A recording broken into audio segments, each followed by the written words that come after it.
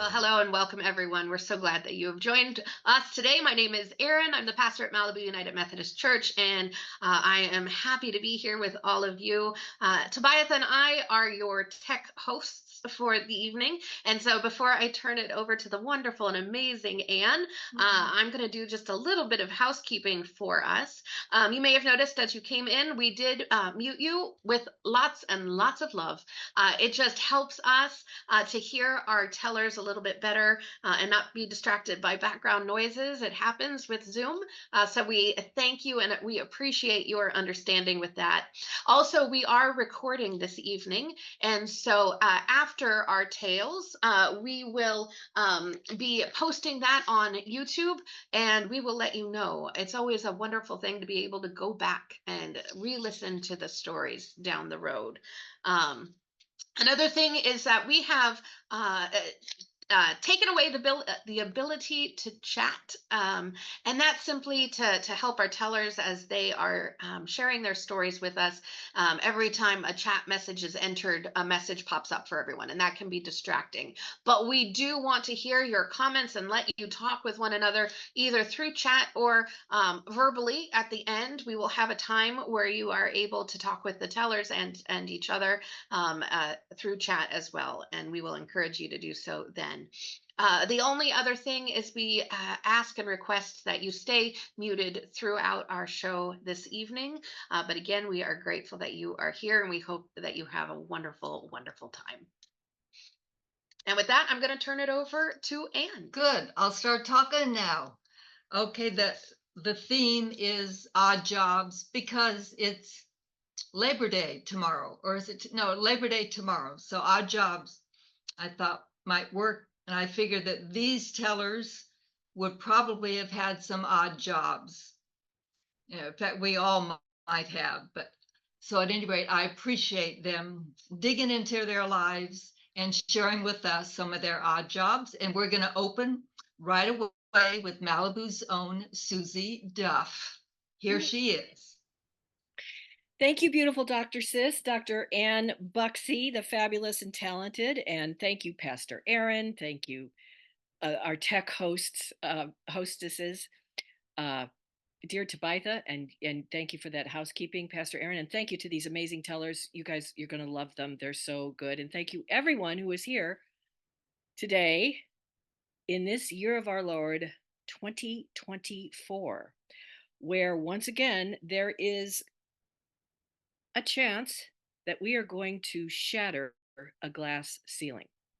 And all of us know that there has been a run at that ceiling for eons, eons and eons. I would like to, in particular, address 1 year, not quite a generation ago. And Annie, are we good to go? Or is it okay? Okay, good. I thought I was getting a signal about something. The year is 1992, and the year was literally labeled the year of the woman because that year was a reaction to the prior year, 1991, during the Senate confirmation hearings of then Supreme Court Justice candidate Clarence Thomas. And the next year, 1992, was labeled the year of the woman because 4 new women became senators. Senator Carol Moseley Braun from Illinois, Senator Patty Murray from Washington, our 2 senators from the state of California, Barbara Boxer and May She Dance in Power, Die Phi. 1 senator was also reelected from the state of Maryland. Her name is Barbara Mikulski. And another huge event happened in the year 1992. Another ceiling was shattered and a check on, let's just say, toxic masculinity culture to the max happened when a gigantic international conglomerate in the world of tech, literally started by tech bros, Dave Packard and Bill Hewlett, and they created Hewlett Packard. They decided that they would take a chance and hire, for the first time ever, a female spokesperson to sell their newest bauble, their newest baby. It was a scan jet printer. And that first ever female spokesperson was a down on her luck newly mommed, newly divorced, broke as you can possibly be human being who happens to be talking to you right now. And so when I got the call from my agent in 1992, 22 and a half-ish years ago, not quite a generation ago, that I was the request for this industrial. An industrial is like a big, long commercial for industry. You can do an industrial about oranges. You can do an industrial about rockets. You can do an industrial about nylon stockings. You can do an industrial about cars. I've done them all. This was for the computer world. And when I went in and read what is called the copy at the audition, which is the script, the HP executives said to me, and so tell us what you know about software. And I said, lingerie. And they laughed. And I didn't understand what was so funny about that. And just walked out with this vague feeling that I think I just blew being the request for this industrial for Hewlett Packard, but I don't exactly understand why. It was 1992. I didn't know what software was. I mean, software was lingerie to me. So imagine my surprise when I was hired. And imagine my big surprise when I was hired at $10,000 for a month, which is a lot of money to me right now. And in 1992, when I don't know which was more broken, my heart or my bank account, and I was a new mom, I almost fainted with joy. So when I was in Washington, D.C. at the Hewlett Packard headquarters preparing for this industrial, this presentation to industry, as it's called, I every once in a while, I'm from St. Louis, Missouri, the heart of the heartland, the land that time forgot, and I had 12 years of nuns as a kid being educated, and every once in a while, Catholicity just sort of pours out from me. And one of the things we Catholics love to do is confess. So I confessed to these executives in that headquarters. I didn't know anything about computers, and they said, "Oh, don't worry about it. We're going to have a training for you." Okay, here was the training. What do you want for lunch? Italian or Chinese? That was the training. That should have prepared me for what was coming. And a rehearsal time, you can't even call them sessions, unlike anything I've ever experienced in my life. So, as we are rehearsing, I am doing these things called reveals, and this smoke is coming out of like tables, and it was like a circus, which was sort of in counterpoint to what was happening with my then 5-year-old child, whose first name is Jerry Wolf. Jerry Wolf has a 2-word first name because Jerry Wolf's father is a Native American, and it's a tradition amongst Native Americans from the plains to name their firstborn son Wolf. I wanted to honor my Irish da, whose name is Jerry, so his name is Jerry Wolf. Jerry Wolf was staying in my hometown, in my childhood home, with the Grande. The Grande is my mother. She called herself the Grande because when she became a grandma, she thought she was too young. I'm older than she is now. And she didn't want to be called grandma. So her name is Dee, which is the diminutive in Italian for Dolores, which means sorrow. And she then made an amalgam of the word grandma and Dee, and she was Grandi, which very quickly became shortened to the Grande. And the Grande, just suffice it for the sake of this time, for those of you here who know her, know what I'm talking about, was a terror. And the only person she really didn't frighten was Jerry Wolf. That said, he and I had a deal. I would call him every single day from a different city along the eastern seaboard facing the Atlantic where I was making these presentations.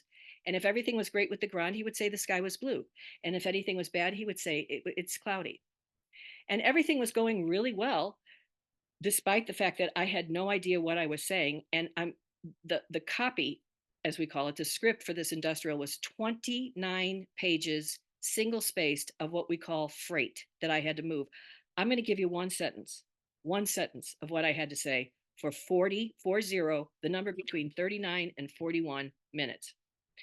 The HP ScanJet 2C scanner offers true 400 printing. I can't even do it right now. The HP ScanJet 2C scanner offers true 400 monochrome and color printing with type as small as 6 points. I don't exactly know what I just said right now. I didn't know definitely what I said in 1992. Everything was memorized with sex, food, and death images because those guys never ever helped me out with anything. I was pacing hotel rooms, making deals with God. I'm probably your worst nightmare. I'm vegan, organic, gluten-free, sugar-free, caffeine-free. So I really didn't have that much to give up. So I just kept talking about, okay, I'll have my taxes done by like, January. Okay, I'll have my taxes done by November. That's the, it was a nightmare. However, things were going pretty well. And the first couple of cities, the skies were blue for Jerry Wolf. And then we had a change of plans. And we found out that Mr. Big, whose name I actually can't remember now because this was so traumatic, the chairman, not Hewlett or Packard, they were gone. There were two chairmen that year in 1992. Mr. Big wanted to see me because the units were flying off the shelves. And remember, this was a huge risk because the belief was people don't listen to women. 90% of all voiceovers are men. Women can't sell masculine type of products. He wanted to see what was going on, and he wanted to see it in New York, and he wanted to see it at the World Trade Center, the premier venue in the world for any kind of trade show. And suddenly, the Hewlett Packard executives who had become my buddies during the rehearsal process and during the first couple of shows had those like really fake nervous smiles like this when they were talking to me because Mr. Big was going to be coming. And I was like, oh, because their jobs were on the line, I found out later, because they were the ones who had really pushed him to hire me, to hire a woman. So I'm in the lobby of the World Trade Center in 1992, and I go to this thing, and some of you might have to look this up. They're called phone booths because that was what was there then. And I put in 50,000 coins, and I called Jerry Wolf at my childhood home in St. Louis, Missouri, the land the time forgot. And here is what he says when he answers the phone a half hour before I'm going to perform for Mr. Big. It's black, it's black, it's black, it's black, it's black, it's black, as opposed to the sky is blue or the sky is cloudy. And I hear an extension being picked up in our home, and it's my mother. Susan, your grandson is using vulgar words to refer to his mister. He is calling it a penis. And as long as he is here in this house, it is a mister, and you are 1,500 miles away, and there is nothing you can do about it. Click. And then I heard another click as she hung up the phone that Jerry Wolf was on. And I stood in that lobby and that payphone and thought, oh, this is great. I just ruined my son's life for $10,000. To say that I was filled with dread, taking the elevator up to the 107th floor of the World Trade Center, the North Tower, windows on the world, is a substatement. And it only got worse when I was greeted with the very nervous faces of those executives. Hi, we're glad you're here. You ready to go? I was like, yeah, is Mr. Big here? They were like, not yet, but the rest I actually don't remember because it was a blur then and it's a blur now. What I do remember is that those executives came up to me after the show and they said, Mr. Big is here and Mr. Big wants to meet you. And I said, great, okay. And they said, like now, he wants to meet you now. And the grimness in their faces and what I had just done to my child, I looked out the floor to ceiling glass windows of Windows on the World on the 107th floor of the World Trade Center North Tower and saw 10,000 bucks flying out the window. I saw my contract with my agent flying out the window. I saw my SAG card, Screen Actors Guild card, union card flying out the window. I saw all opportunities for women everywhere flying out the window. I saw my life being over for my motherhood time flying out the window, the ruination of my son flying out the window. I meet Mr. Big, and he says the following words to me. That was good. And I said, well, thank you. He said, actually, that was really good. I said, well, thank you. He said, actually, that was excellent. Would you like to have lunch? And that Catholicity that I described to you from my hometown of St. Louis flew in again. And my need and my love for confession came out of my mouth faster than I knew what happened. And I said, this is like, when you have a sore tooth and you can't stop sticking your tongue in it. I looked at Mr. Big and I said, I have no idea what I just said. He said, what? I said, I have no idea what I just said. He said, you just talked for over 40 minutes. I said, I know. I have no idea what I just said. He said, the units are flying off the shelves. I said, and I have no idea what I just said. He said, neither do I. I said, sir? He said, honey, you don't have to understand this shit to sell it. I said, let's eat. And so what I can tell you is I don't remember that lunch, but I remember looking out those windows and I remember seeing the sky being blue. And what I can tell you is at the end of that decade, that glass ceiling at Hewlett Packard was shattered. And it was shattered in the tech industry as Carly Fiorina became the first ever executive in the tech bro world. So I'm just going to suggest to anyone who ever has a notion to shatter any kind of a barrier, glass, whatever, anywhere. Remember, take a second and enjoy that blue. It's there. Thank you so much. Thank you, Annie. Thank you, Pastor Aaron. Thank you, everybody. Yeah. Hey, Suze. Hey, Pastor Annie. The sky is blue. Sky is blue. Hooray. Oh, just in time. Just in time. Just what we needed. Thank you, Suze. Thank you, Annie. Pastor Aaron. Thank you, everybody. We're going to go on now to the next teller, and I'm going to introduce him with a quote that he gave me, which is, with respect and appreciation, I embrace my past. With care and attention, I'm present for my now. With vulnerability and enthusiasm, I welcome my yet to be determined future. And Ty Fance tells a story called Actually, I Can. Come on, Ty. All right. Thank you. Thank you. Thank you. All right. So at 17, we had moved from Houston to this very colorful blue collar neighborhood in South Central, specifically Watts, where I proceeded to go into my shell. I didn't want to be noticed.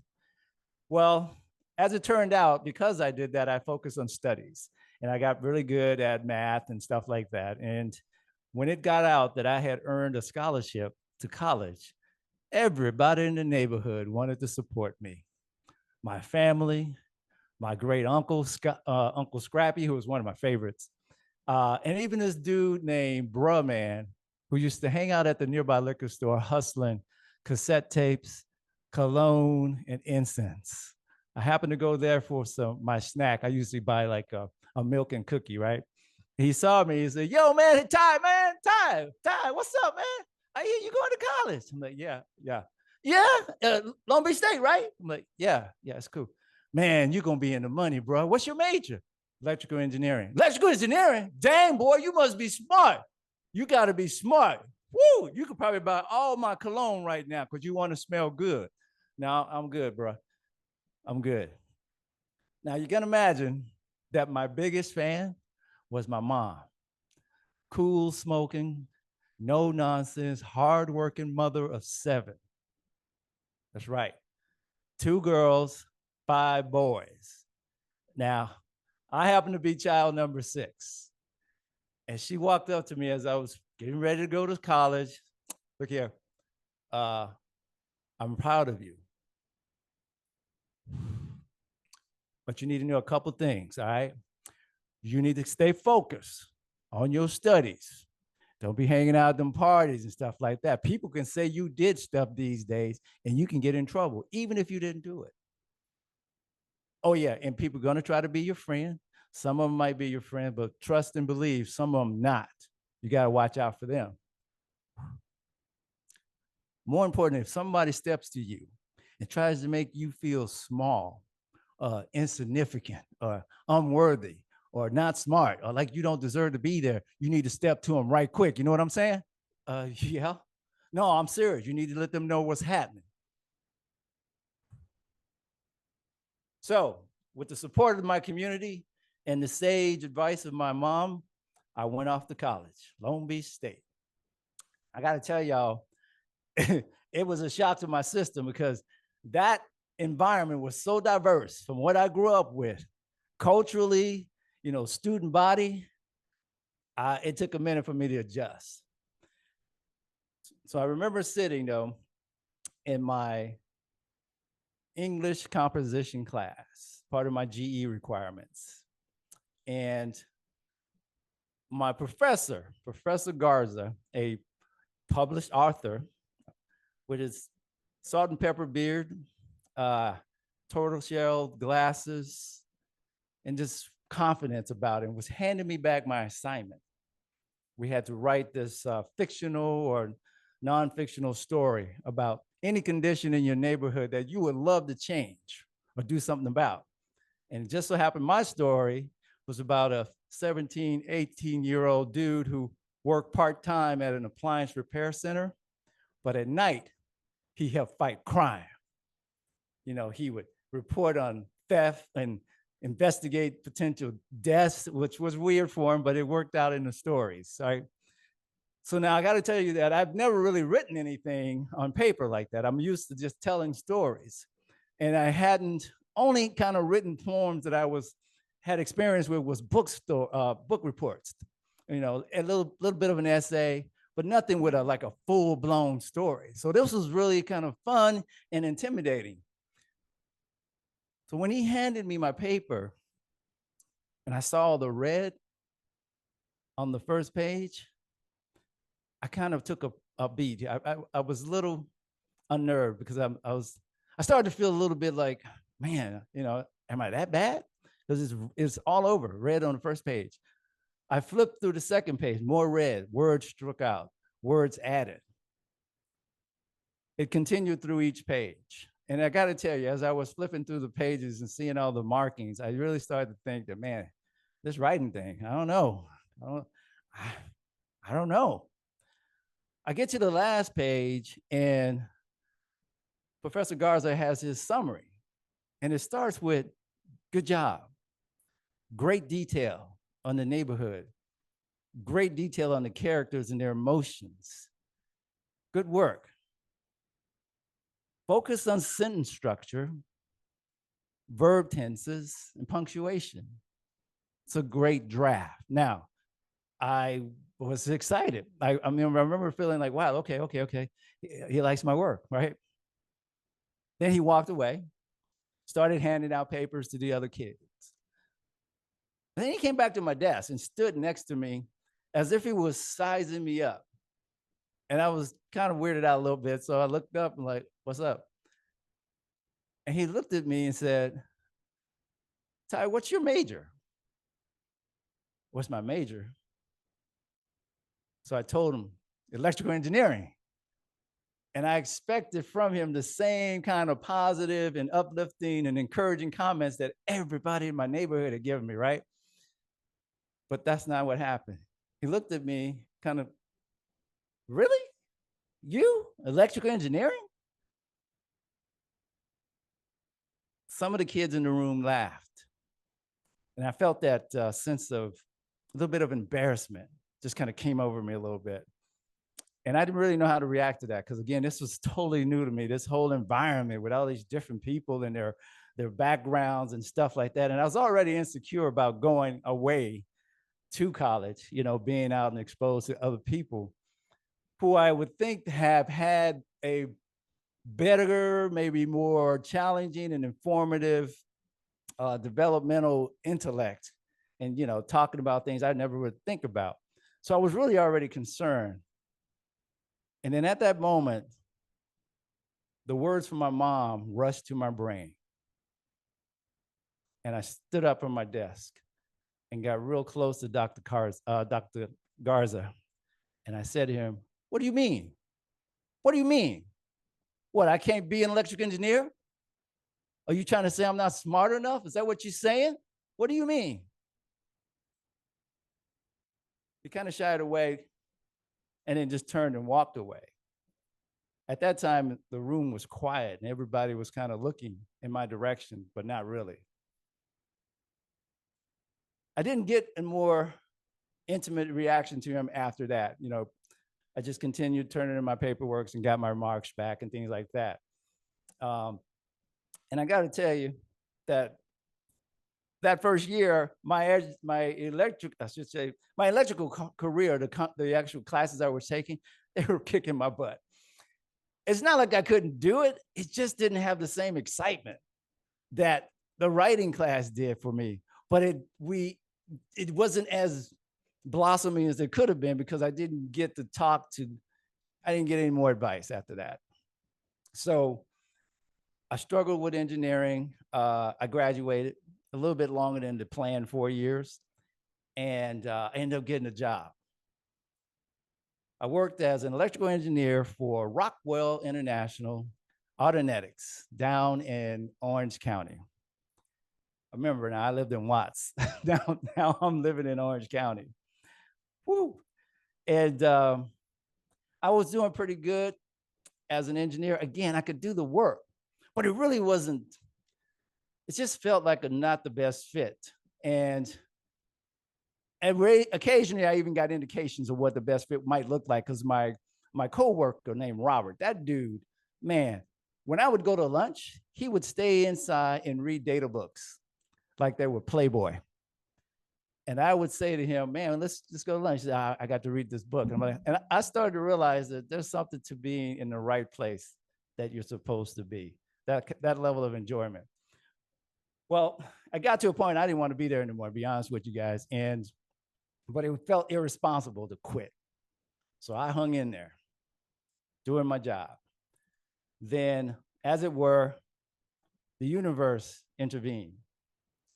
At one point, aerospace industry had this massive layoff all across different companies, Hughes, Rockwell, Rocketdyne, the whole deal. And it hit our department as well. And I was laid off. And I was like, yes, I didn't quit. So, and as soon as I was out of there, everybody was like, yo, man, you gonna try to get another engineering job? I said, no, I'm gonna do something else. I don't know what, but not that. And I started to explore in entertainment. I tried comedy and was pretty good at it. Did it for a while until it stopped being fun because it didn't give me any depth of experience. It was immediate gratification. I was funny and then I was out. Nobody knew where I was. Then I was funny, that kind of thing. But I started to not want to do that for a while. And then I ran into a guy. Isn't that how it happens? I ran into a guy who was a storyteller. And he started to talk to me about it. His name was Leslie Perry. He started talking to me about it. I'm like, that doesn't sound very interesting. You're just telling stories. Then I went to see him perform. And that's when it triggered. This dude, he was small by 5'6", but when he was on stage, he was like 10 feet tall. And what he talked about, he shared. He wasn't trying to be funny and be the center of attention. He shared an experience with the audience. That's what I loved. That was more of a long-term thing. And I'm thinking, I want to do that. And it's not about me anymore. If I could write a story or a moment and connect with people and they walk away, still, I want that. That to me is a better use of my time. And so I went into storytelling. It took a minute, writing stories and actually telling them. But once I realized that if I stopped trying to be funny and just share the moment and just let it happen and be honest, it really resonated with the audience and me. And I was like, oh, I could do this the rest of my life, right?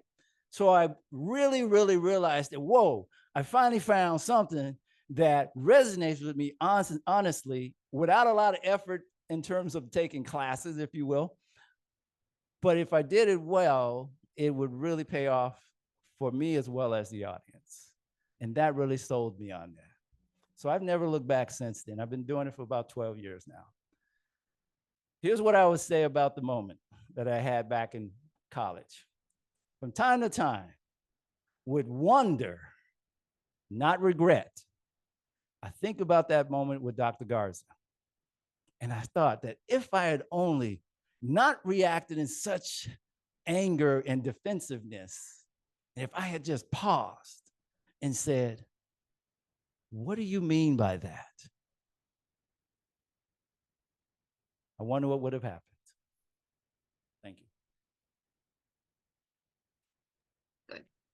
Ty, thank you. You're more than welcome. It's why I love stories too, because we share something that has been important to us and we trust that it just might ring true for someone else or it might capture them and help them out. Yeah, thanks so much. Um, I love how you talked about your insecurities too when you first came to college. So now we're going to welcome another teller who's actually told at Tales by the Sea for 20 years. He's been with us. And his quote is from Ernest Hemingway. And Ernest Hemingway says, now is no time to think of what you do not have. Think of what you can do with what there is. So welcome, Antonio Sacre, again to Tales. Here, Antonio. It's so good to be here. Thank you very much.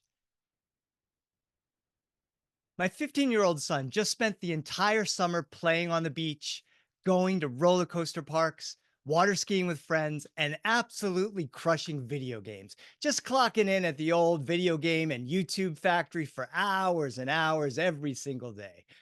Because I'm a reader and a writer, and because I'm married to a high school English literature teacher, and because I'm a great dad, I carefully chose one age-appropriate book for him to read before the summer was over and spent most of the summer asking him when he was going to read it. Summer unofficially ends tomorrow. How did that go? Did he read that book? Of course not. Of course he didn't read the book. Not one page of it. You know what I should have done instead of asking him every day to read one book during his summer vacation? I should have listened to the advice of my recently and dearly departed Boston Irish Uncle Pat. Listen to me, Pito. That's what he calls me because he can't pronounce my Cuban nickname, Papito. Listen to me, Pito. Instead of you asking your son over and over again to read one book this summer, you should have gone outside to your car, open the front door, put your head on the frame, and slam it with the car door. What's the matter with you asking your son to read on summer vacation? What are you, soft in the melon? Now, at nearly the official end of summer, I realized that Uncle Pat's advice was 100% correct.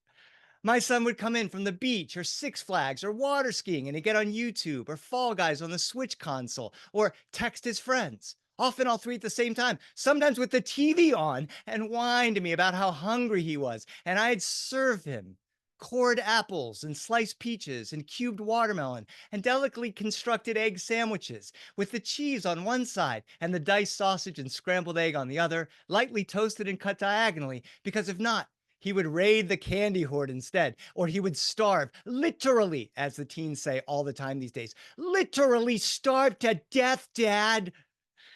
And when I'd say, time to get off the devices, he's whine and whine. Dad, you don't understand. You just don't get it. I'm tired. And it's just easier, you know, to not have to battle every single day with him, to find new and better strategies to get him off the devices, to find new and better things to do outside of the home, away from screens, and just let him zonk out in front of 4 screens at a time than to fight with him. Besides, it gives me time to do chores around the house and pick up all his clothes and put them in the laundry basket, then wash them and fold them and put them away carefully in his closet the way he likes it. It's just easier. Now, before I get too down about it all, I try to think back to my summers in the 1970s when I was a kid, almost 50 years ago now, or like my son likes to say, 5 decades, Dad, you know, a half century ago. I spent them with my 2 brothers at my grandmother's house in Little Havana in Miami, swimming on Miami Beach with my friends, exploring Disney World with my cousins, and going on boat rides with my uncles. Because my grandmother was Cuban from Havana and didn't speak English and was a great abuela, whenever we didn't have an activity day, we'd watch telenovelas with her during the hottest part of the day. And when the soap operas were over, we'd whine, we're bored, estamos aburridos. And she'd threaten us with her wooden spoon or her chancla, and she'd say, bobos come mierda sin vergüenza, vete pa fuera ya, juega, go outside and play. And we'd have to go outside in the just 1 degree shy of you'll die in this Miami heat and humidity before sunscreen existed, and find stuff to do and try not to get beat up for being the whitest American-born Cuban kids on the playground. One summer day in the 1980s when we were teenagers, about the age that my son is now, I decided to make fun of my grandmother by teaching her how to speak English. But instead of actually teaching her, I just made her say all the swear words I knew. And it didn't take her long to catch on that I was goofing on her. She didn't yell or scream or threaten me with the chancla. She just started lightly giggling, and went to the phone and started dialing. Now, how many of you have ever actually dialed a rotary phone? For those of you who haven't or who can't remember, you stick your finger in a little slot in a spinning dial next to the corresponding number you were supposed to dial. You would spin the dial quickly to a little crescent-shaped stopper that pressed gently into your finger. You'd pull your finger out, and the wheel would make this satisfying clicking, almost a purring sound as it returns to the first position. You repeat this 7 times if it was a local call, 11 times if it was a long-distance call, and if the number you were dialing had a lot of 9s and 0s in it, you would be there for a long time. Now, this little wheel clicked away, and she started giggling harder with each spin.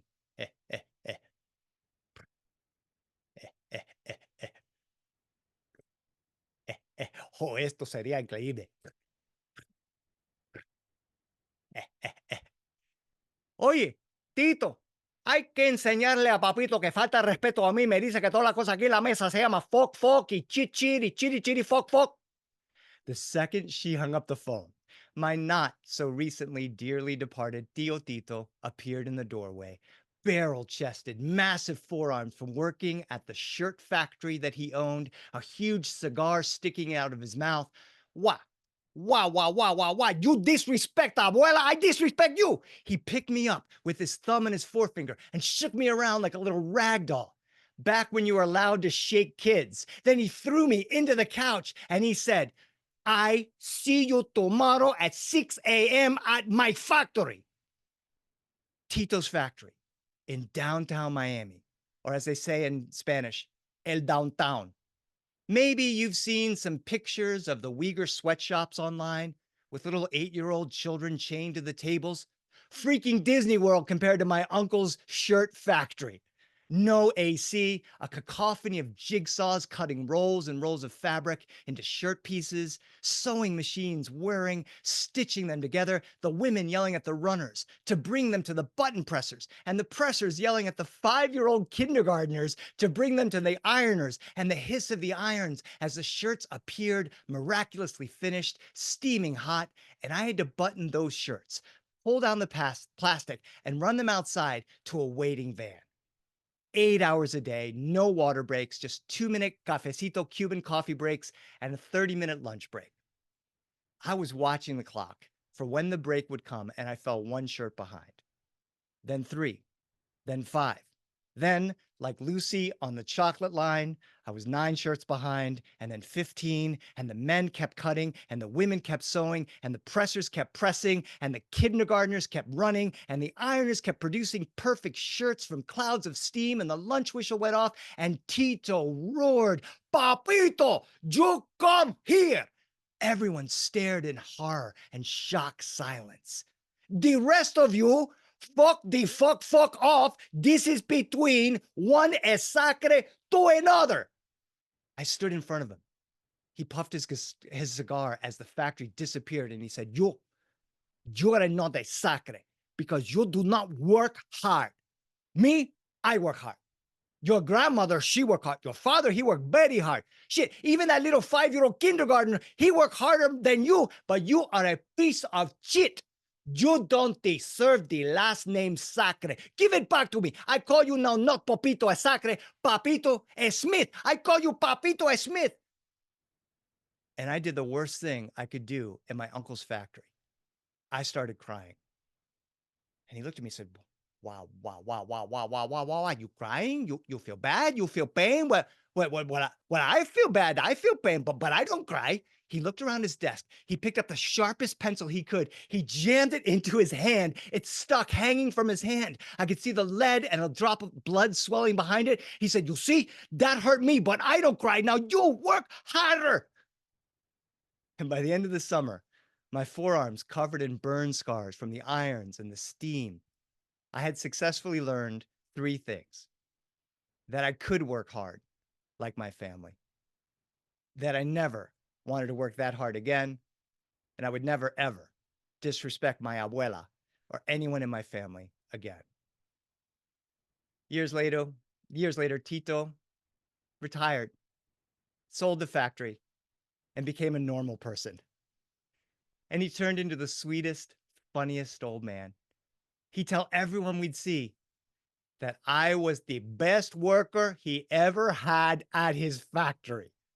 And then he wasn't surprised at all that I was a successful storyteller.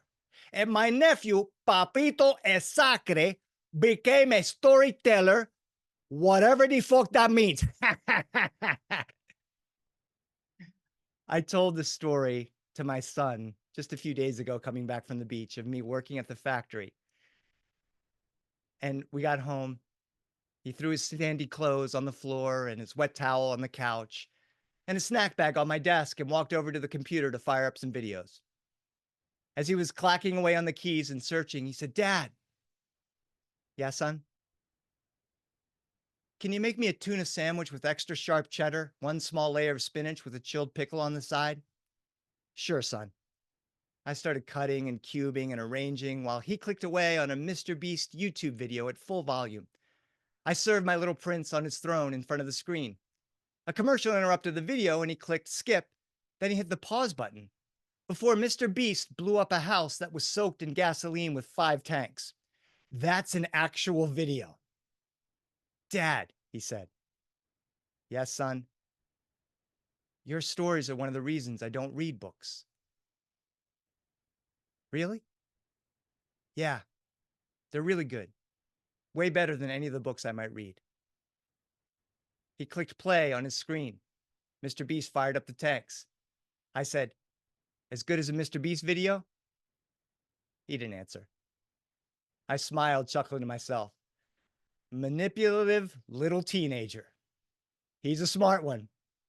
But when he turns 16 next summer, I'm going to call my buddy Dana, who owns a t-shirt factory in the garment district in downtown LA, or as we say in Spanish, el downtown LA.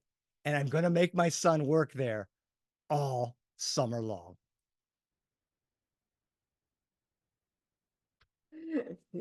You really? Verdad? Verdad. Dana's got that factory, and if he's still got it, Henry's gonna work there. No YouTube for him next summer. Oh, Antonio. Life is such a mystery. Life is so full of, oh boy. Thank you for sharing that. I mean, how we're shaped by what happens to us, how we carry it with us. Hey, thank you, Antonio, for sharing that. I'm never going to forget that either. Okay, let's see. Okay, our next teller has a quote, and it's from Charles Bukowski, and it says, "What matters most is how well you walk through the fire." His name is Carlos Kotkin, and he tells a story entitled "How to Become a Screenwriter." Welcome, Carlos. Thank you. Can you hear me? Are we good? Okay.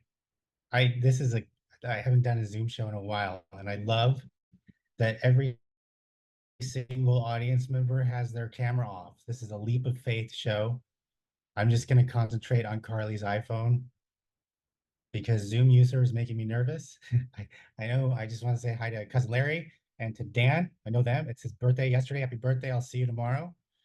And I know that Lauren's there because I saw her heart Antonio's quote, which was a great story. That was a great story, Antonio.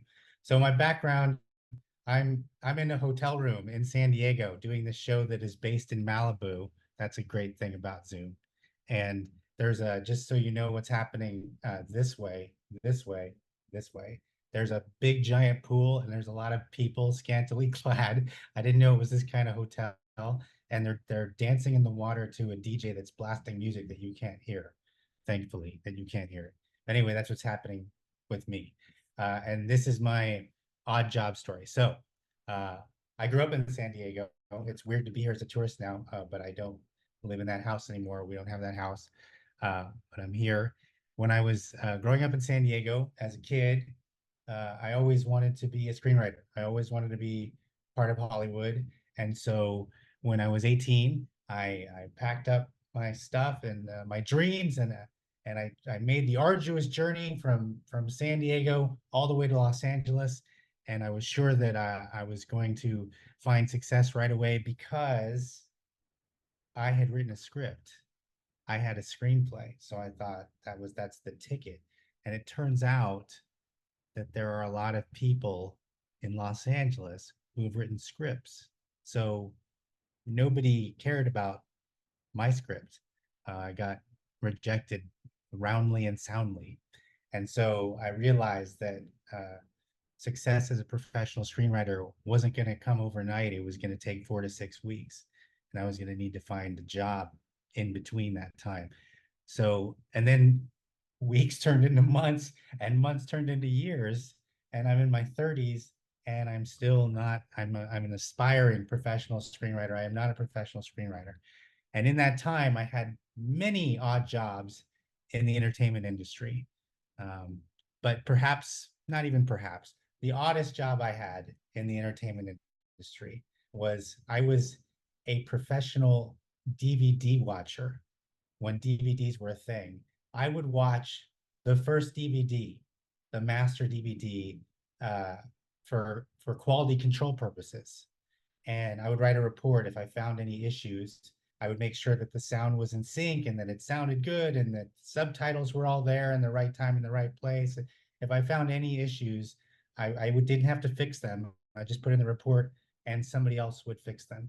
So I was a professional couch potato because the offices in the company was called Third Eye, and we would sit in a recliner, and every suite was set up like a person's home entertainment system center. And so there would be a giant TV screen and your recliner and the speakers and everything. And part of your job was to not fall asleep, which was very difficult, but I would do it. And on a typical day, you would go and people would sometimes ask me in this job, did you find issues? All the time. So an example I could tell you is the DVD for the movie Home Alone 2 had audio from beginning to end from Home Alone 1. So the movie had the wrong sound, like totally the wrong sound. And it after about 10 minutes, I figured that out and I put it in the report and they fixed it. I didn't have to fix it. So if any of you, Delia, if Jan Chesney, if you've watched the DVD for Home Alone 2, you're welcome. I fixed that for you. I'm responsible. So on a typical day, I would go into the office. It was in Culver City, and the project manager, Guillaume, he would say to me, "Good morning, Carlos. Today you're watching Dances with Wolves 6 times." That was a day that happened where he said, "Dancing with Wolves 6 times." Dancing with Wolves is 3 hours and 1 minute, FYI. But you'd have to watch all the sound, all the audio. So you'd have to watch English 2.0, English 5.1, and French and Spanish, even if you didn't speak the language, just to make sure that it looked good, sounded good, the director's commentary. So if you've never watched Dances with Wolves 6 times in a row, I can tell you that it is a spiritual journey of self-discovery. It really is. The first time you watch Dances with Wolves, it's fine. It's good. Kevin Costner, Tatanka means buffalo, no problem. The second time you watch Dance with Wolves, your brain sends you a message. And the message is, we just watched this. Seriously, we just saw this. Tatanka means buffalo, got it. The third time you watch Dancing with Wolves, you're furious. You hate Kevin Costner. You can't stand him. The fourth time you watch Dancing with Wolves, you're feeling pretty good because you only have to watch Dancing with Wolves 3 more times and you'll be done. And also when it's over, you're sad because Kevin Costner's marriages didn't work out. You're losing it. The fifth time you watch Dancing with Wolves, you take your shirt off in your screening room just to see if anybody's going to walk in and notice that. And nobody does because it's just you and Dances with Wolves in the universe. No one can hear you scream. The sixth time you watch Dances with Wolves, you're strangely at peace. And you also realize that you are now fluent in the Lakota Sioux Native American language. I'm serious. Chumani Tankwa Owachi. That means my name is Dancing with Wolves.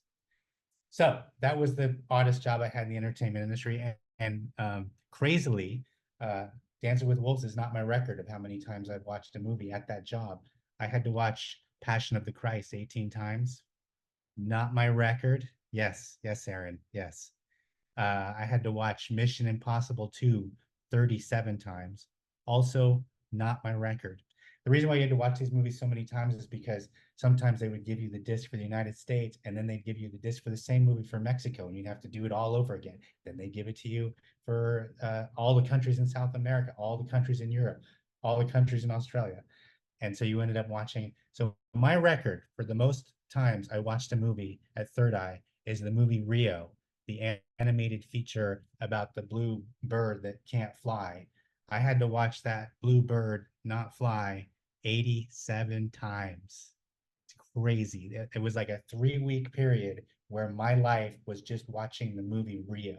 I would go to work, I would watch the movie Rio, I would go home, have something to eat, go to sleep. I would dream about the movie Rio, and then I'd wake up and go watch the movie Rio. And I would ask the project manager, Guillaume, why are you doing? Because he gave me the disc for every single country. I went around the world with Rio. I said, why are you doing this, Guillaume? Did I do something, or are you mad at me? Do you hate me? What are you doing? And he said, well, it's just that you're the most comfortable, because you've done it so many times because of him, that you're the most familiar. And so I think you should just keep doing it. So it was a grind, to say the least. And to escape this grind, I started doing live shows for the first time, because it was such a visceral, immediate experience, and it was an outlet.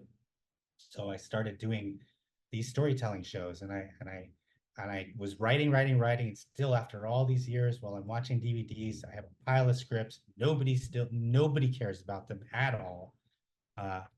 But I am having fun doing my shows, and I'm getting a little bit of attention. I would tell stories about everything. I told stories about growing up with pet chickens when I was a kid, when I was dating as a bachelor, and I was on the dating websites. My screen name was Chicken Whisperer, and that didn't work. And I talked about, I was an assistant to an actress named Victoria Brill on a Hollywood movie before I watched DVDs. And I remember one time it was summer, and she couldn't speak English all that well. And she sat down in the car, and the seat was a leather seat, and she had a thin skirt, and it burned her backside when she sat down because the leather was hot. And she exclaimed in Spanish, in English, she said, what strange happiness.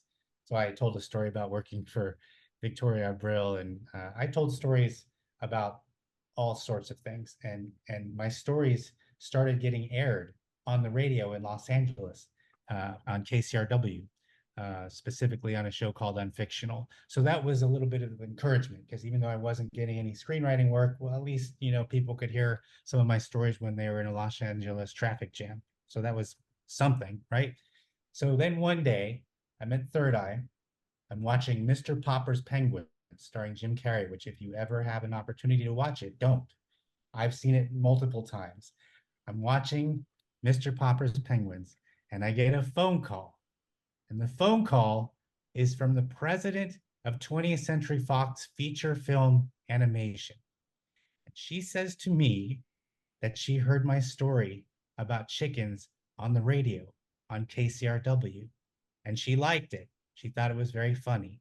And she thought that my writing voice, my sensibilities, would be a good match for a project that they're developing.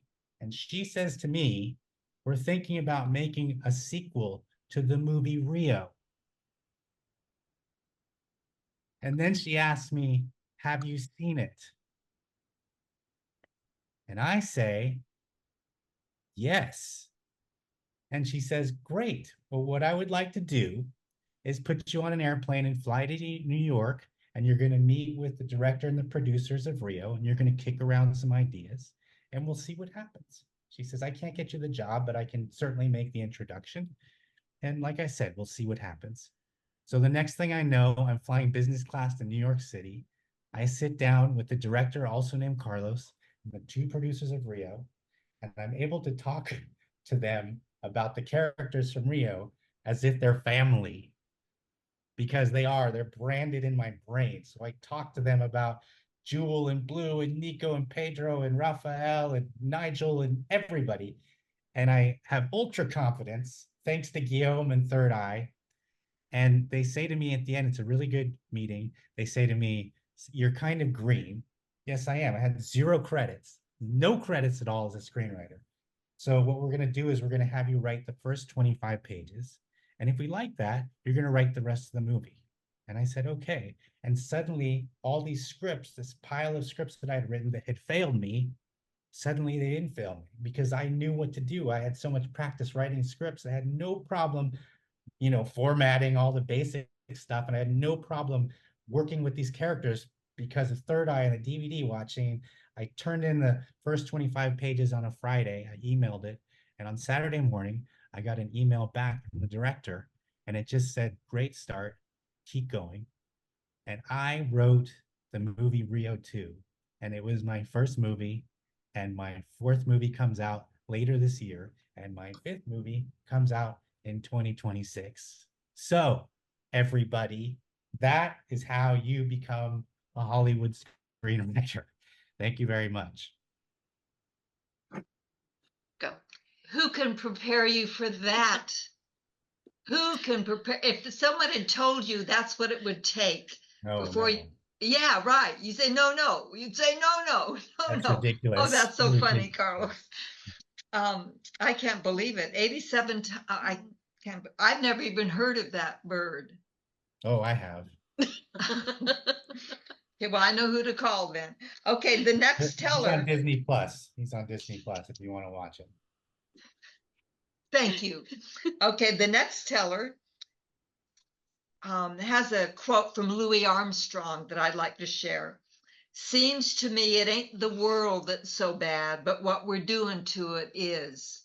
All I'm saying is, see what a wonderful world it would be if only we'd give it a chance. Love, baby, love. That's the secret. That's from Louis Armstrong. And Stan Sellers gave me that quote, and he's now with us, and he's going to tell a story called And Laughter Was the Dance. Welcome, Stan. Thank you, Anne. When I was a kid, I never would have guessed that one day I'd be a comedian. I was quiet, reserved, didn't like crowds, and public speaking, no way. I wanted to play trombone. I don't know why, but on that day at John Eaton Elementary, when all the kids who wanted to learn an instrument were gathered outside the instrument room, choosing their instruments, while Mrs. Raff calling out the names of the instruments they wanted to learn to Mrs. Raff, the music teacher, I confidently raised my hand and said, trombone. Now, as per my mother, I'd been taking piano lessons. I never questioned it. When your parents signed you up to take piano lessons, well, you play piano. The trombone was my choice. On that day at school, kids were showing off their instruments to each other. I couldn't wait to join them. I got excited when I saw Mrs. Raff walk over to the music closet. Then all of a sudden she stopped like a thought had just bubbled up inside of her head. She slowly turned to me, looked down and said, your lips are too small for a trombone. Let's get you a cornet. Wait, a what? I thought to myself as I stood there, shrinking in my eagerness to even learn a different instrument. A cornet? Kids were calling out their choices and being granted their wishes when Mrs. Raff handed me this not quite square brown box that looked like it was too heavy for me to carry. It's like a trumpet, she said, but not a trombone, I kept to myself. It looked like a trumpet that had been squished. I'd never heard of a cornet. Neither had any of the other kids, judging from the number that asked to see it. 0. Or the number of kids who said something like, neato or cool. 0. For the next year, I reluctantly dragged the cornet to school during the week and the DC Youth Orchestra during the summer. When at the start of 4th grade, my mother bought me a trumpet. I would have preferred a trombone. But when your mother buys you a trumpet, you play the trumpet. But I embraced it because unlike the cornet, trumpet players were front and center in groups like Sly and the Family Stone, the Ohio Players, Tower Power. Sometimes the horn players had flashier outfits than the lead singer and better choreography. I started dreaming about playing with GOOOO in the gang. I started practicing, playing along to my funk records, joined my cousin's band. But after a couple of months, they fired me because I couldn't hit those high notes on Jungle Boogie. When I got to high school, I went to join the orchestra, but they already had too many trumpet players. So the music teacher gave me a baritone, which was like being handed the cornet all over again.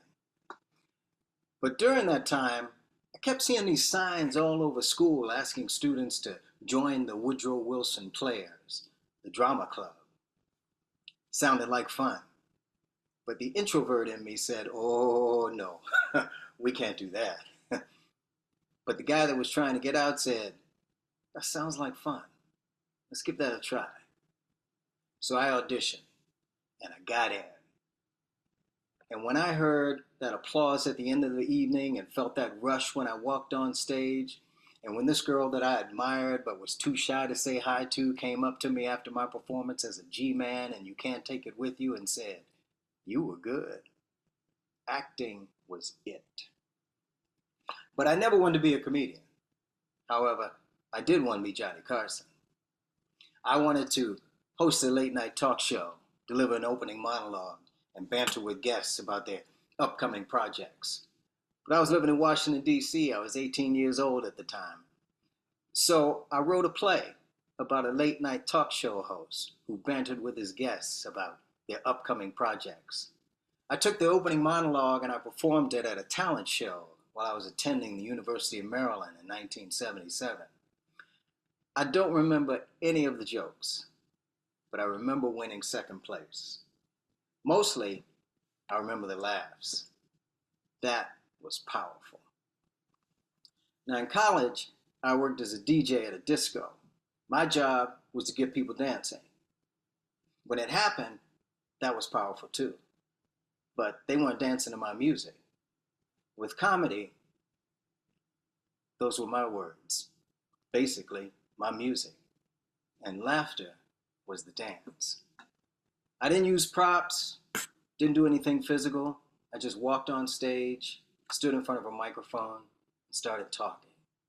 And people laughed. By 1986, comedy clubs were everywhere. Every city, every suburb had a club, open mic night, comedy night. So after moving from DC to LA a few years later, I quit my job and I went on the road to make people laugh. I'd be on a plane heading to my next gig. And after the back and forth with my seatmates, someone would ask, what do you do for a living? And I'd say, I'm a comedian. And they'd say, oh man, I always wanted to do that. And I'd think to myself, I didn't. I wanted to be a horn player with GOOOO in the gang. But I worked the road from 1986 till 1996, till my second child was born. Fatherhood, that is a job. Yeah. I haven't worked full-time as a comedian since then, but every now and then I get nostalgic and I'll pop in at an open mic. I love doing stand-up. It gave me the courage and the confidence to write other words to say in front of an audience. But mostly, it was my choice. For the last 50 years or so, acting is still it. It has provided me a lifetime of fun. I still have my trumpet. Every now and then I'll pull it out at Christmas time and play a few carols. No flashy outfits though, and no choreography. I learned some years ago that Louis Armstrong played the trumpet and the cornet. Nat Adderley played it exclusively. I think if I had learned that back in the day, it wouldn't have made a difference. About 10 years ago, I bought a trombone. Ms. Raff was wrong. These lips are perfect. Thank you. Thank you, Stan. You know, you had that one line, I always wanted to do that. And it just seems to follow us throughout our whole lives. I always wanted to do that. You know, and when do we do it? Sometimes we know it's a beautiful line. Thank you. Thank you. Yeah, I don't want to die thinking that. Want to have tried it, in other words. So look, we've got one more teller, and she has a quote for us from Daniel Webster. The quote is, "There is nothing so powerful as truth, and often nothing so strange." Welcome, Vicky Uditz. Hi, thanks. Thank you, Anne. Great stories. What great stories today. I'm happy to take us off, send us off. I had gone for lunch at a cafe in West LA with an old friend. She was visiting from out of town, hadn't seen her in a while. We were both in our 60s. It was one of those ghastly lunches where you end up trying to convince each other there was some reason you were ever born. I said to her, "You have run that department. That company could not survive without you." She said to me, "I am so impressed by the canvassing for candidates that you have done. That stuff matters." I said, it's just too late for us to be Hillary Clinton or Jane Fonda or Stormy Daniels. I mean, you think those women sit around wondering if they ever accomplished a single thing in their entire lives? I walked back to my car after that lunch thinking, I am not even a Wikipedia entry. It was at that moment that I noticed this storefront that I had missed seeing earlier. I had been running late. I had hurriedly parked on an unfamiliar street. This storefront appeared to be an art museum.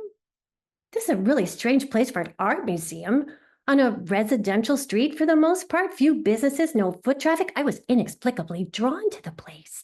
I felt almost a magnetic attraction. Above the door it said Benjamin Creme Museum, Modern and Esoteric Art, and the inner door was wide open. So I tried the screen door. I was startled to find it unlocked. On this deserted street, anyone could walk right in. I pulled open that screen door. "Hello!" A man's voice. Now, directly in front of me, almost blocking the door, was this worn but elegant sofa with frayed white and gold striped satin upholstery, its back to me. And seated in the middle of that sofa, also with his back to me, was the man who had apparently spoken, but he didn't get up. He didn't even turn around. "Hello?" I said.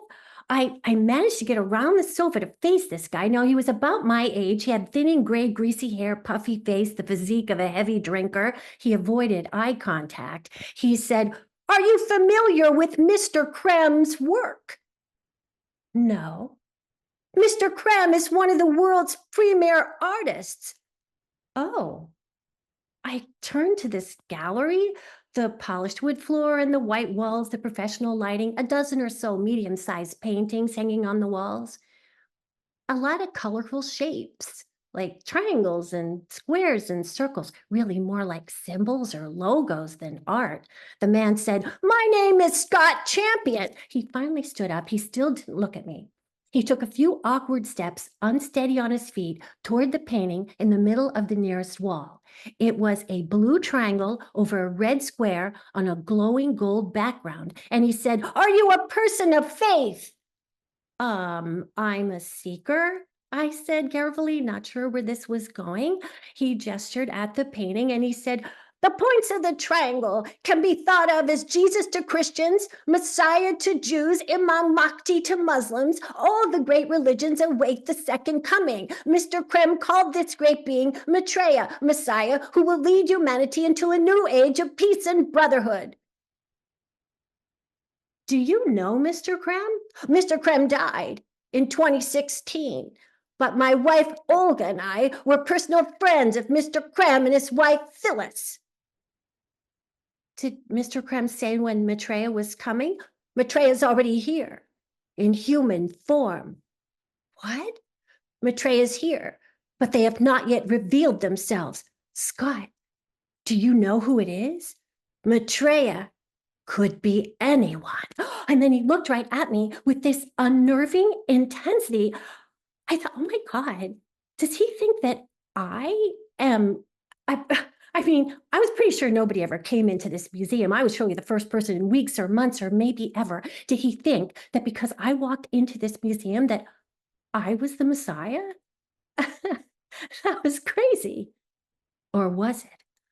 How incredible that today of all days, At this time in my life, my 60s, a time of vicious self-examination, a time when I constantly asked myself if I had changed the world for the better in even the slightest way, that I would now discover that maybe I had had the ultimate gift all along. What a long, strange journey my life had been to end up here.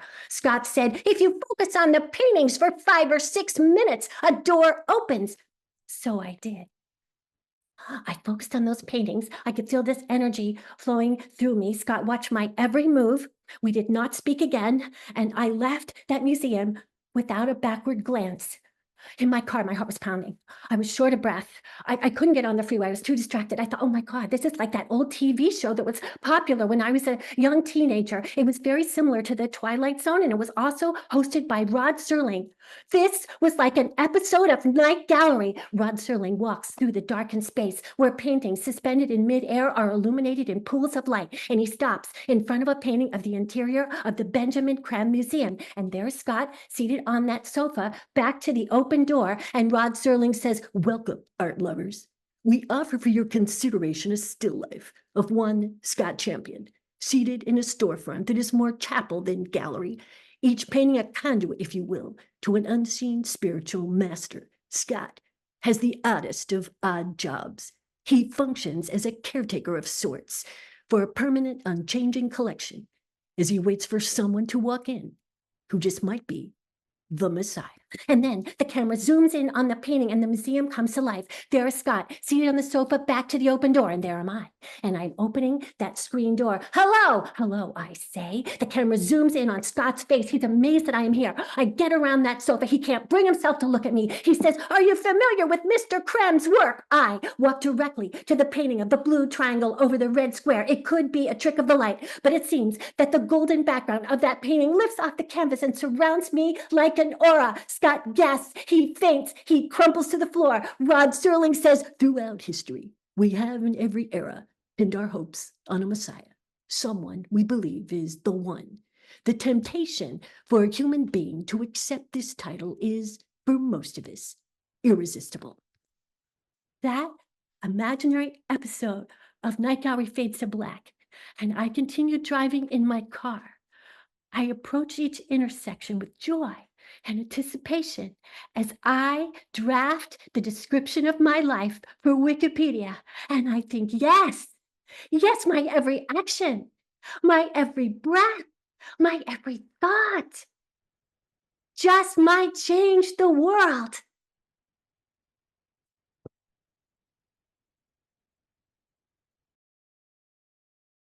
In a way, I think it does, Vicki. I think all of our thoughts do. Well, I really do, but it's not to diminish it. It's to just make us aware that they do. So thank you, Vicki. Okay. Oh, if anybody in the audience has any questions, now would be a time to unmute and ask, raise your hand or put it in chat, right? Yes, I will open up the chat room right about now. And first, I just want to say thank you to all of our storytellers this evening. What wonderful, amazing stories. You really took us on journeys, and exploring all of these odd jobs has been amazing. So I wanted to personally say thank you, and a big thank you to Anne for leading us in this. And I will invite you to unmute or share in chat your thoughts as well. And we'll be able to listen to these again after they're posted on the website, on the YouTube channel or whatever it is. You'll get a link from us. Casey says, love this gathering. Fantastic stories. Thank you to Anne and all of the tellers. Yeah.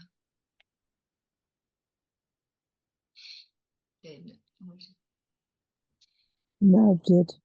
Thank you so much. I heard somebody there was talking. Yeah. Thank you all. Yeah, there were great stories. Thank you. Really terrific. And we're thinking of going live again with Tales, the next one. Great. So yeah, we'll let everybody know. Peg says, yes, yes, yes. Thank you, Peg. And Tina said, what a splendid series of stories. I laughed, I clapped, I cheered. Oops, I mean cheered.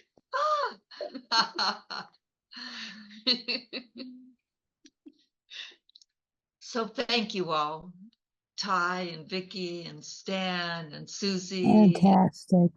Thank you, Ann. Good to see you. Good to see everyone. And excited about going live sometime. Yeah, that will be fun, I think, to do that. We'll do it at the church right here, and be able to extend the conversation in a more in a more in a more personal way, after the concert. Yeah. And Susie, thank you. Say what? And with soup.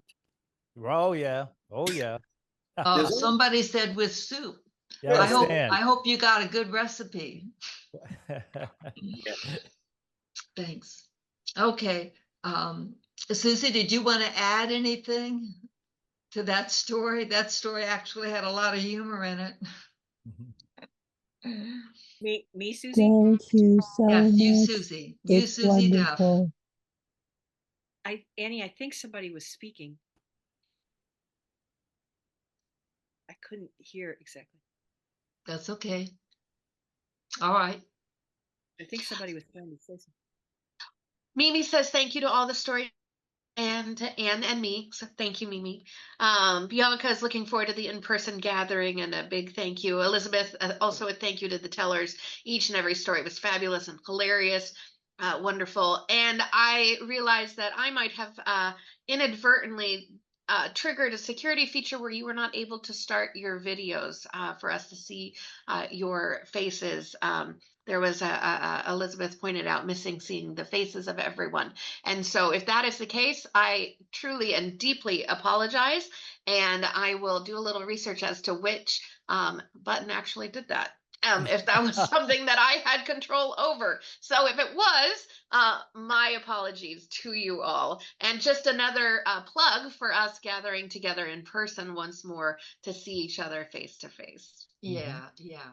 So thank you all. You'll be hearing from us. Make sure you're on the what do you call it? The list. Make sure you're on the list. In fact, I should put the storytellers on the list. I don't think you're all on the list. I will put you on the list, okay? And if you are not on the list or aren't sure if you're on the list, reach out to the church and we will make sure that you get on it. Yes, yeah. So and thank that's, you. That's the email list, right? We're not like the blacklist or nothing like that. It's the email list we're talking about.